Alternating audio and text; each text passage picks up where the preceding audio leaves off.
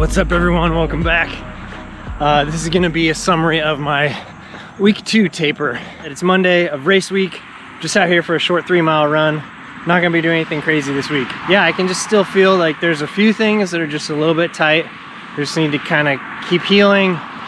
Number one, my right quad, which is honestly, it's like the most concerning thing right now because it's been now about like 6 weeks or so. Before my taper, it always cleared up after like 4 or 5 miles.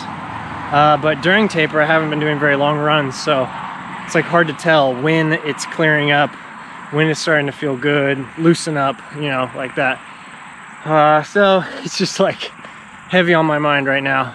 Everything else is pretty much good. Like I talked last week about how I was experiencing like some like swelling or water retention, whatever that is. That's all gone.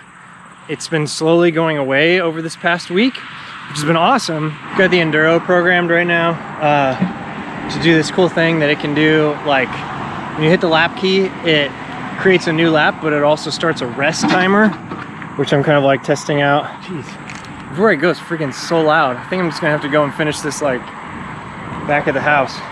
But I'm taking a gel right now. Keep getting used to them. $4 a pop. These things are not cheap. So I'm really committing financially, emotionally, physically to this race.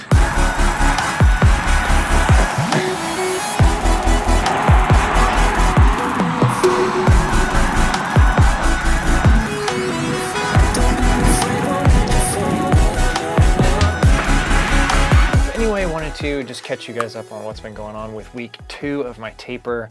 It's gone much better than week 1. I can honestly say that. I had some worries in week 1 about just mainly like not recovering very quickly. But week 2, I started to see a lot of that recovery come quick. A lot of my runs, I was able to get a pretty good pop towards the end. Like after warming up for a mile or two, I was able to actually like find a rhythm and feel like I was actually running for, you know, like the last mile. Because all these runs have been like super short. So just to real quick go through the week, on Tuesday I did a 4-mile run and it was just really easy, just really like wasn't pushing anything. And like I said, the last mile I actually felt like I was like sort of running again. Wednesday I went out and I was planning on doing like another 4 miles, but right away I could just feel that this thing that I've been dealing with in my quad, it was giving me quite a bit of grief on Wednesday during that first mile. And so I just said, you know what, like stop, like there's no point in continuing this run. Like you need to go back and rest. So I only got about a mile into that run and then just went back home, which was totally fine with me. We're less than 2 weeks away from the race. There's no reason to be pushing this. The most important thing is recovery. So then Thursday went out and did a 4-mile run and then later walked about 1.5 miles. And that run was starting to feel a little bit better. Like I was very happy that I did not continue the run the day before.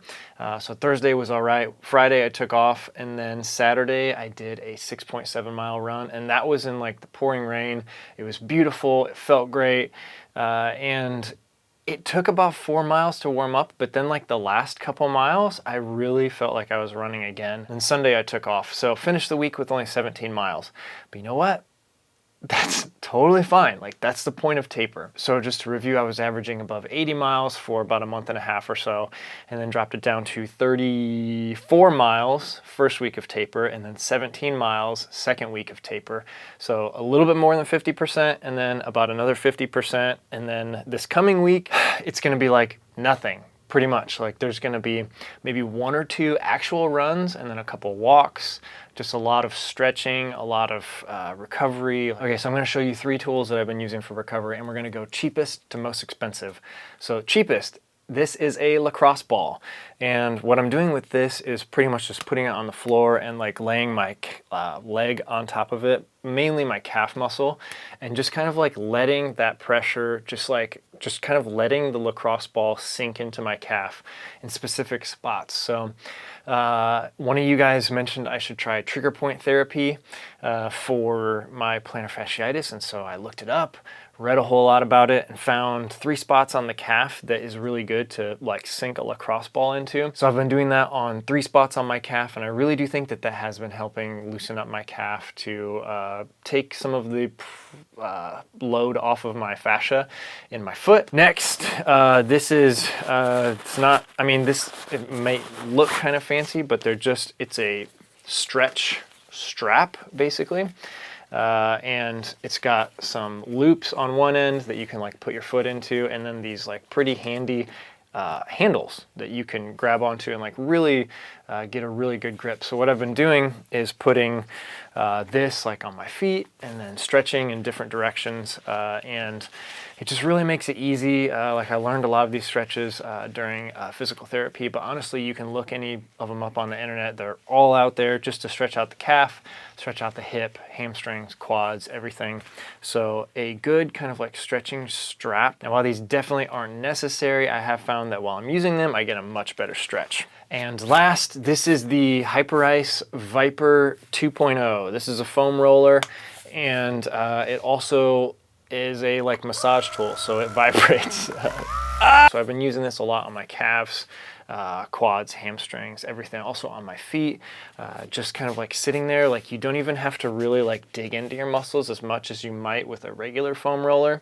You can just kind of let it sit there and do its work. But that one is pretty expensive. I think it's like $200 normally, but I actually got it on sale on Amazon. There was like a random sale for like $150.